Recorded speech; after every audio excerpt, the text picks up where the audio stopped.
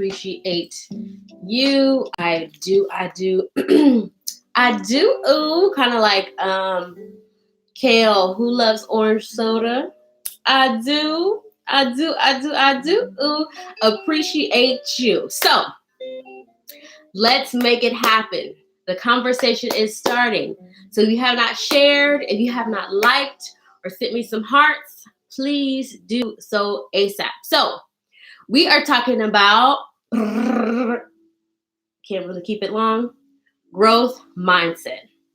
And particularly the quote that I put in the view for this evening or to promote this evening's conversation is pretty much in order for growth to happen, in order for change to take place, in order for you to see something different, we have to go from proving ourselves to improving. I know that's not the quote verbatim, but that's essentially what I'm getting at.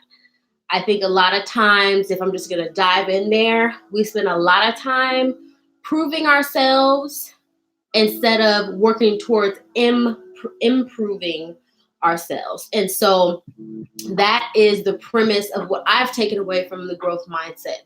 At my current employer, we have electives that we can attend that helps with just professional development, helps with us getting a better understanding of the changes that are occurring in the organization, and helps us to empower ourselves, one, to be more informed, and two, just to be better equipped when things are changing, to really be in a growth mindset of, okay, how can I improve? How can I be better? How can I take this challenge as an opportunity? And so growth mindset is really more so based on the mindset.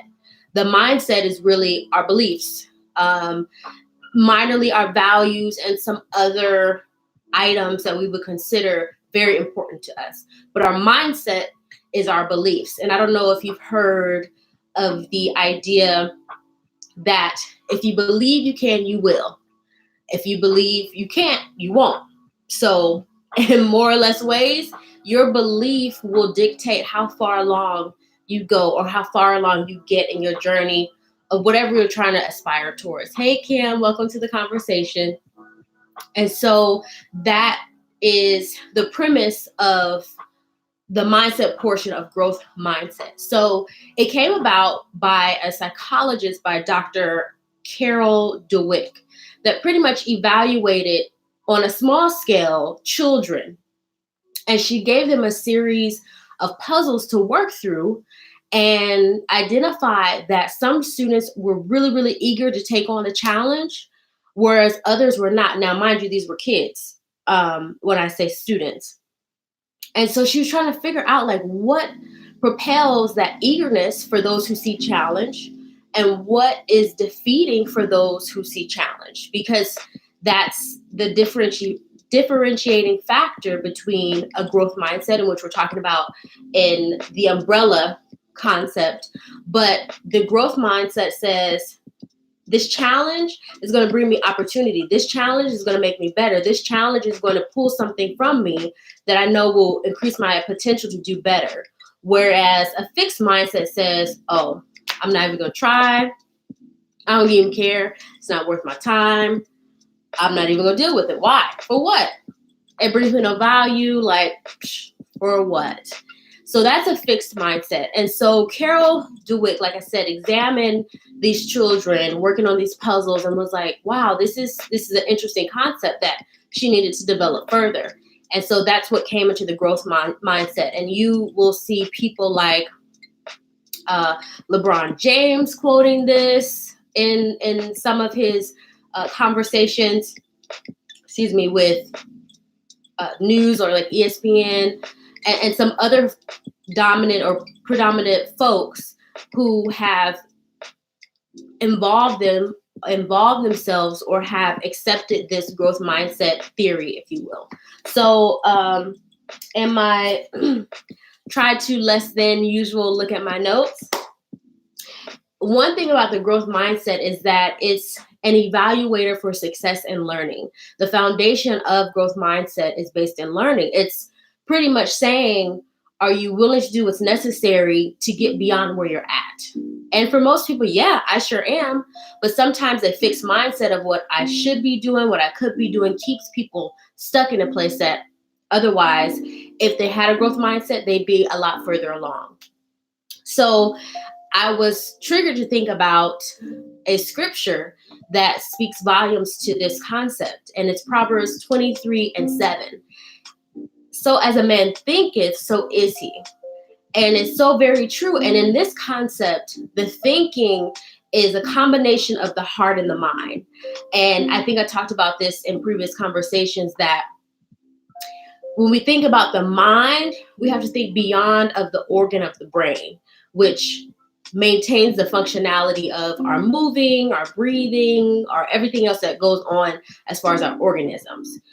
Our brain is the functionality piece. Our brain can't think. It's rather our thoughts, our consciousness that gives us the ability to think, which is in combination or conjunction with our heart. So as a man thinketh, so is he. And I can't remember where exactly the scripture is, but from a person's heart flows the issues of life. So you can reveal a lot about yourself from what's on your heart, which is really what's on your mind. So when we think about growth mindset, we're thinking about the root of how do we determine success? How do we determine learning? And what gets us to a place to propel forward? Hey, Josh, welcome to the conversation. So I wanted to bring that to your attention because I find it so amazing that the very concepts and principles that we come across in our workplaces, that we come across in conversations that we have with people who may not be believers, and just in conversations with people in general, regardless of their faith base, are rooted, when you really think about and spend time and investigate in the Word of God, are rooted back to principles that are in the Word of God. And I'm sure I'm preaching to the choir in this and saying, like, that's what a lot of times we have to get back to prayer, back to reading the Bible, back to the root, or rather back to the basics, because we get so far along with the things that we're dealing with, or the challenges we're facing, or trying to get to a certain place in our lives, that we forget about the basics that got us to where we are. So when I think of growth mindset, it really brings us back to the grassroots of, okay, I need to change my perspective about this thing or this situation that I'm dealing with, and how to propel myself forward in that. So when I talk about the difference between a growth mindset and a fixed mindset, the fixed mindset thinks that skills are naturally born. Skills are born. So if I don't have that skill to do this certain thing, then I wasn't born to do it. Whereas a growth mindset says skills are built. That means I can acquire the knowledge, I can apply the understanding to be able to apply this skill in my life, or utilize this skill in my life, because it can be built. So if you can't already understand the difference, it's very limiting a fixed mindset, because there's no movement, there's no flexibility. It's just, it is what it is. Whereas a growth mindset, there's flexibility. There's, again, room for growth. There's room for adjustment and for, if you will, manipulation.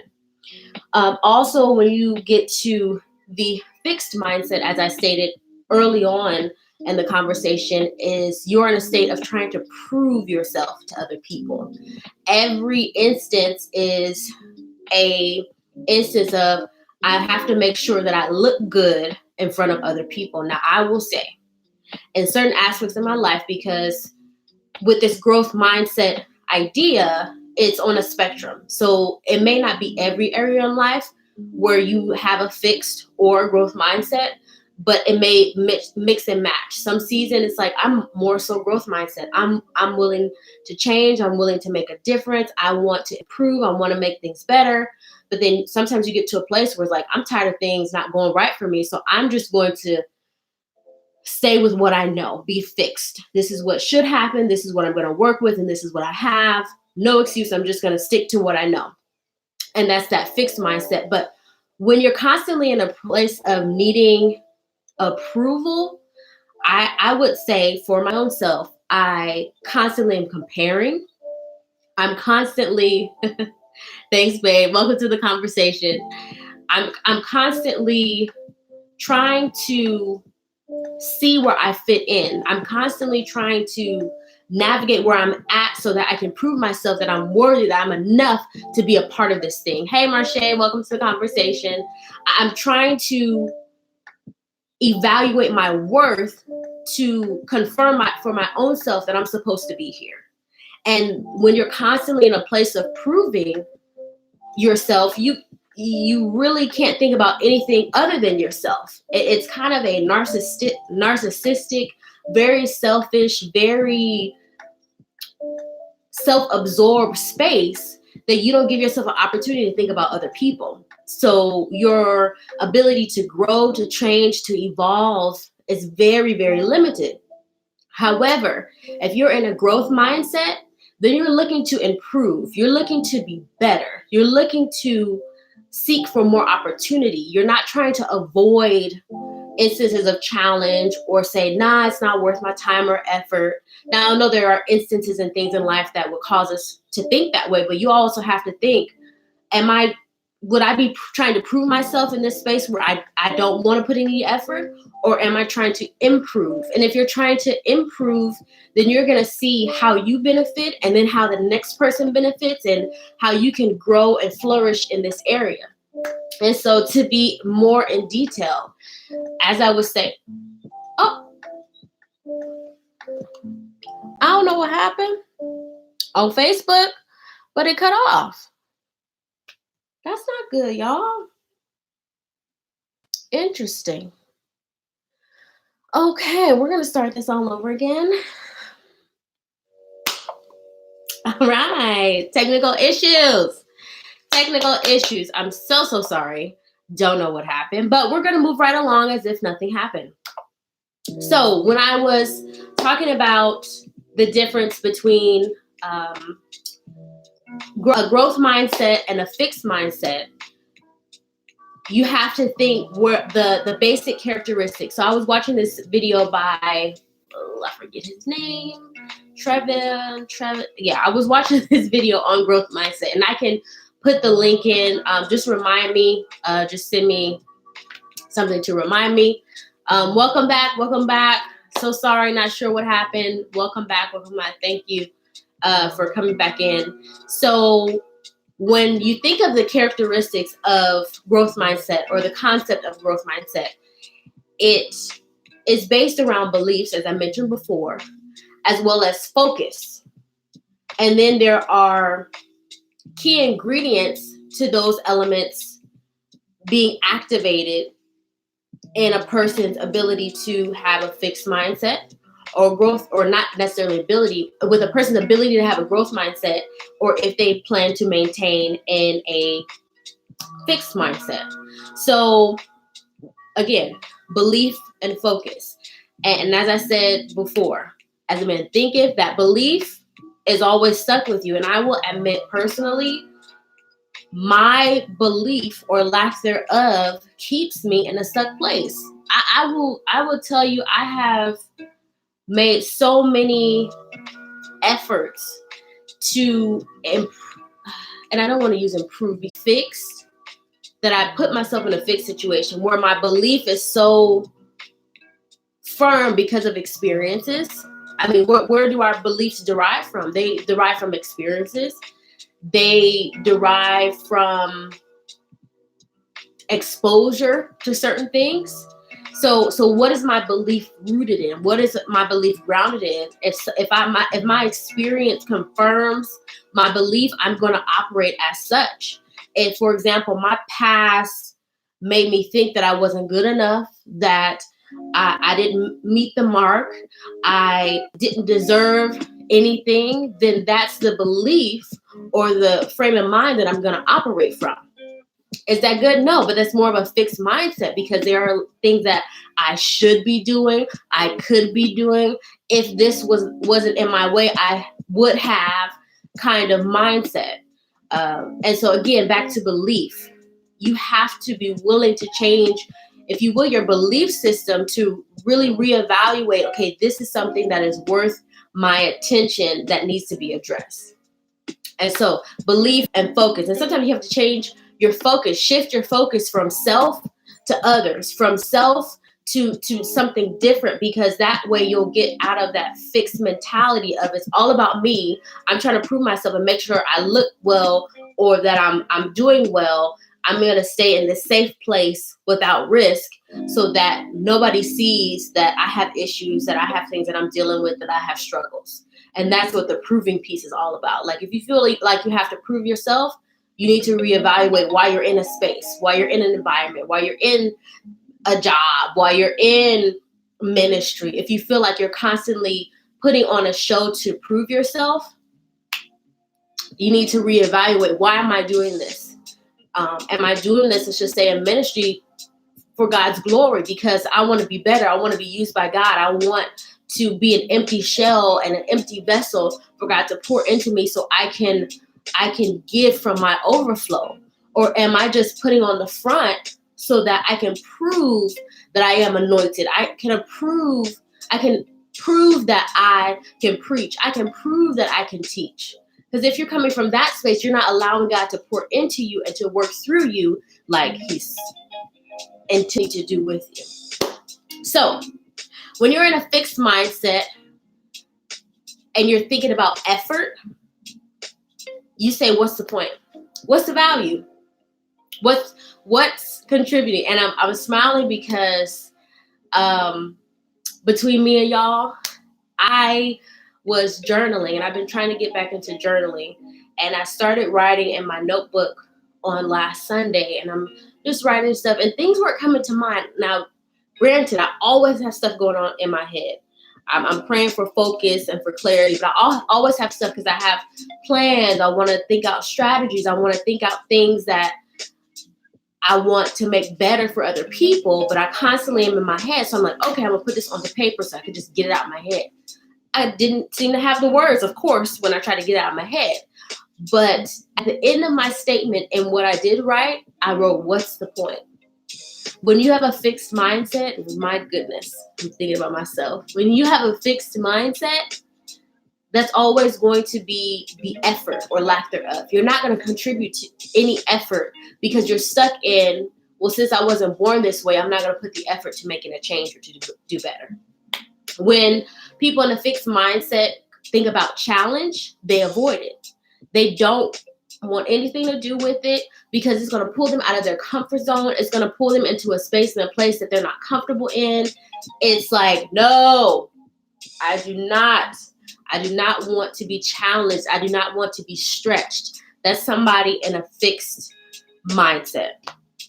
And they also consider challenge a threat. So say, for instance, you might challenge a peer of yours at work because you can see their potential, or you challenge your partner or your spouse. You challenge them and they see it as a threat. Oh, you attacking me. Well, no, I see the potential in you. I see the call in your life. We're on the same team. Like, I'm not trying to challenge you beyond what you're capable of. And people will see that as a threat. People will avoid that. And that's what a fixed mindset is when it comes to challenge. When it comes to making mistakes, and somebody in a fixed mindset, they will see their mistakes as discouraging. They won't try to look at it in a different light to see how they can get better. It's going to always discourage them.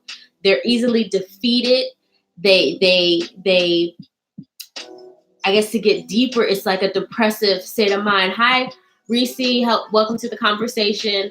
And it's just a sunken place, a settled place that they're not willing to come out of when it comes to mistakes that are made for somebody that is in a fixed mindset. They're just discouraged and they don't want nothing else to do with whatever is going on. When somebody in a fixed mindset wants feedback, or not wants feedback, but when feedback is given, they too avoid it and they take it personally. So consider how you receive feedback. Now, granted, there are some people, hey, Brandon, there are some people that will give you unsolicited feedback or criticism that sometimes you have to have the discernment to just kind of let it go through one ear and out the other. There are those people, but then there are people who are in your circle who will want to give you feedback on, man, I did observe this about you. I did notice that, you did this way, you know, you might want to consider doing that way. They take it personal. They get hurt by that. They wear their heart on their sleeve. Now, I'm not saying that that's wrong, because, you know, some people have moments where they're like that because something is really dear to them, and to get feedback on that specific thing is hard to accept. But that's how you know they might be in a fixed mindset surrounded by that particular area. Now, to the person with the growth mindset, when they think about effort, they want to run for it. They want to go for it. I can figure out a way to change. I can figure out a way to fix it. They find the effort useful. I'm going to get something out of this. And not that it's self-fulfilling, like, yes, I get to have this thing and, you know, nobody else can have it. It's not that. It's their effort is worthwhile. They know that there's going to be a better outcome. They know that it's going to aid in their improvement, aid in their growth. When it comes to challenge, people who have a growth mindset will embrace it. They will persevere, and they will see the challenge as an opportunity. They'll see the challenge as something that's going to propel them closer to whatever goal, whatever strategy, whatever plan that they put forth, and they're going to achieve it. It's an opportunity, again, for growth, hence growth mindset. For somebody who's in a growth mindset and they look at mistakes, they use it to learn. And I will say, for myself, I'm not a person who likes to make mistakes, or rather likes to fail, because that's another word that people will use. And you know, as a person of faith, and for the believers out there, they will also say, hey, Brandon, other Brandon, they will also say that failure is not an option when it comes to being a believer, when it comes to walking in faith. Hey, Jimmy, welcome to the conversation.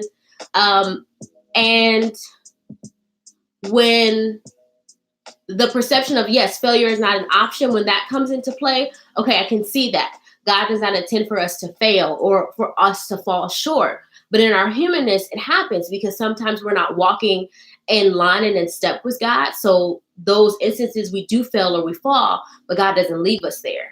And sometimes failure is necessary in order to see, you know what, that didn't work, but I'm going to do my due diligence in making sure that I find the right way to get better. Who is it? Albert Einstein. It took him 100 times to figure out the light bulb. I'm sorry if I don't know my history, but yeah, it took him 100 times or more, or just a few less, to figure out the light bulb. He failed several times. And sometimes we do have to fail at some things because, one, it might not be what we're supposed to be doing. And the failure just helps us identify, like, you know what? I need to take a step back. I need to reevaluate. I need to adjust how I'm going about this situation. Am I going about the situation in an improving state than rather trying to prove myself, or am I coming at this at I want to improve? And so when people are faced with mistakes, who are in a growth mindset, they use it as an opportunity to learn. And then lastly, feedback for a person with a growth mindset, they appreciate it and they take action. Hey, Steve. Hey, Sister Sonia. So when you're in a place of feedback and you're operating in a growth mindset, a growth perspective, you appreciate feedback. You evaluate it. You're self-reflective. One thing, not to toot my own horn, but when I have my one-on-ones with my supervisor, he says that I'm very reflective. People who have a fixed mindset are not reflective. Like I said, they're very self-absorbed. They're narcissistic. Nothing is ever wrong in their eyes. They're just for them and them alone. Whereas somebody who is more growth mindset minded, if you will, they're more reflective. They're more intentional. They are going to take action on the things that are available to them as far as the feedback that they're getting. And I'm seeing some comments Jimmy is making. He says, right, it's part of learning. Yes, very much so. And yes, being open-minded. Yes, when you have a growth mindset perspective, you're going to be more receptive to the feedback that you're getting. Also, Kim is saying they're probably quick to be defensive. Yes. And I want to say, yep, I put that for the person that is thinking from a fixed perspective. They're defensive. They don't want any feedback. They don't want anything coming at them to make them feel like they're not doing something right. But that goes back to, am I proving myself, or am I in a space to where I feel like I have to prove myself, or am I in a space where I'm looking to improve? And I think too often we're not allowing ourselves to be reflective. My husband told me something about a person that was riding in the back of his car. My husband drives, and he told him the problem with this generation is that we're not very reflective or self-reflective. We don't evaluate, okay, well, why am I doing this? What's my purpose in doing this? What's my intention? Like, am I thinking about people outside of myself? Because regardless, we are connected. No matter how siloed, how isolated you want to be, you're indirectly connected with people. And what you do influence the lives, the functions, the operations of people around you. So if you're so self-absorbed that you're not willing to see outside of yourself, one, you're missing out, and two, you're missing the connection that might be necessary for you to grow, for you to go beyond where you're at. Sister Cullen, always journal at the end of the work. Yep. Being self-reflective, journaling at the end of your workday. And there's so many different tactics that you can use to capture those instances to where it's like, okay, where are these areas of improvement? I know what I used to do at the end of my day is write down what I was thankful for the day. Constantly, I'm having conversations with students by way of my job. And I'm grateful that I get the opportunity to encourage these students, one, to pursue their education, and two, to help them to realize the dreams and goals that they had and they desired to get to a certain place. Let me see. I'm reading some of the comments. Thank you all for participating. Don't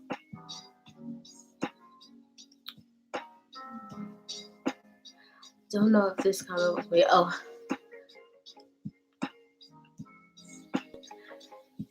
Yeah. Am I? And this is, I told myself when I went to, as I started off earlier, I told myself that I would discuss, or whenever I felt like something was meeting with challenge, or whether or not effort was needed to take place, or whether or not I was confronting a mistake or wanting feedback or anything, I had to think about, am I coming from a place where I feel like I need to prove myself? And if that's the case, that means that I feel like I'm inadequate in this space. I feel like I'm not enough in this space. I feel like I'm hurting in this space where I'm not capable of doing what it is I'm being asked to do. Versus, am I seeking to get a better understanding so that I can improve and be better? I mean, you really can't get beyond that. So asking your question, like Kim was saying, am I doing this to prove or to improve? Like, let's be real with ourselves. Let's be real with our families, really, because that's the foundation of identifying whether or not we're good enough. Hey, Crystal, welcome to the conversation. And Cousin Tamika, I saw you come in here. Welcome to the conversation. So with all that being said, I do want to emphasize that the mindset or the growth mindset is individual. So you can't try to project your growth mindset or your way of receiving or accepting feedback onto someone. You could just encourage them and try to help build their confidence in that area. So it's very individual and it's very situational. For example, I'm not too confident, let's just say like my sister-in-law, to leave a 9-to-5 and jump into pursuing something. I might have a fixed mindset. I need a job. I need to have regular income coming in. Like, I don't have the flexibility to do that. Like, I don't want to say luxury, but some people's belief, or rather capacity of faith, will have them jump into, something that's going to be more worthwhile for them. They see the effort is valuable. They see the challenge is necessary. They see the feedback that they're getting that, hey, you should go out and you should do this thing. Versus myself, I'm not, I have a fixed mindset about going and doing business stuff. Whereas for other people, that's not the case. They're more of a growth mindset. I see opportunity. This challenge, sometimes when personally I'm faced with challenge, it's like, well, shoot, that means it's not for me. That means God hasn't pushed me this way. But if you notice, a lot more people are met with chaos before they get to their goal than they are met with successes. And sometimes we have to push through the chaos in order to get to that success. And Kim is saying, asking others who are close to us how they view us may help us determine if we operate in the fixed or the growth mindset. Very, very true. I know I ask my girlfriends all the time, and Kim can attest to that I do frequently ask, like, okay, give me some feedback. Where do you see my perspective going with this? Does it look like I'm trying to make something more of myself than I actually am, or am I seeking this opportunity that I can improve? And as I'm thinking about things that I have done, let's just say over the past couple of months, or rather over the past year, like, it's just like, have I gotten involved or maybe overwhelmed myself to the point of being exhausted just to say that I've done or been a part of something, like I needed to prove myself? And I will admit, and I've been telling a friend of mine that I actually work with, I'm like, I have to learn to say no. A growth mindset is the ability to also say no. And the ability to be able to not take on every bit of responsibility, not take on everything, and be overwhelmed, because you can only give a certain amount of yourself before you're coming out on empty. I want to be in a place in my life where I am pouring out from my overflow. And my husband and I talked about this the other day. I need to be in a space and a place where I'm pouring out from my overflow, and it's not just me trying to put on a face or put on just something random just because I feel like I'm obligated to do something. And that's how you know that you're coming from a place, thank you, Jesus, you're coming from a place of proving and improving. I remember when I lived in Virginia and I attended a church. And I was a part of their greeting team. And early on, I loved it. And I still love it to this day. As people would come into the church, it was a larger church, as people would come in, I would welcome them with a smile on my face and direct them to, the main sanctuary. But I had done that for a year to where I got to the point where it became an obligation and not something that I was genuinely looking forward to in the morning on Sunday morning. That's how you know that you're in a fixed mindset, or that you want to have too much on your plate and you're not willing to say no, is that when you feel obligated in doing something that at first was something you very much enjoyed, you stretch yourself too thin. You have stretched yourself too thin, and you're not able to give from a place of overflow. And people will see that, because your language will change. You'll have a defeated mindset or perspective, or things just won't settle well with what you're doing. You would always be there'll always be cluster or just things going on that seemingly would come at ease that normally don't. So I just thinking about some of the past experience that I've had and how I operated in a place of wanting to prove myself that I am a part of the crowd, that I am enough. And I will recommend a book that's really, really good. It's called Uninvited by Lisa TerKeurst. And it talks about belonging. It talks about feeling a part of the crowd, like coming into a party and like looking around like, gosh, is anybody going to come talk to me? Or is anybody going to, invite me into their conversation? And so thinking about that, and in considering where I'm at now with Conversations Under the Palm Tree, which I love and am loving and looking forward to grow and develop in it. Sad but true, we're going to actually take a pause from conversation under the palm tree, because I want to give from a place of overflow. I want to give from a place of a growth mindset where I am improving and being better.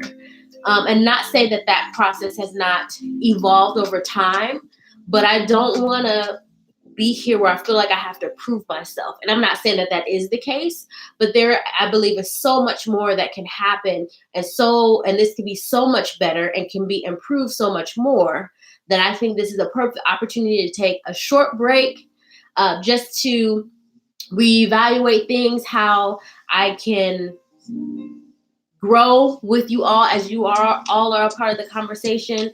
I definitely will be continuing some of the elements of conversation on the palm tree, which are the posts, and doing more so like short clips that reinforce some of the things that I have shared thus far.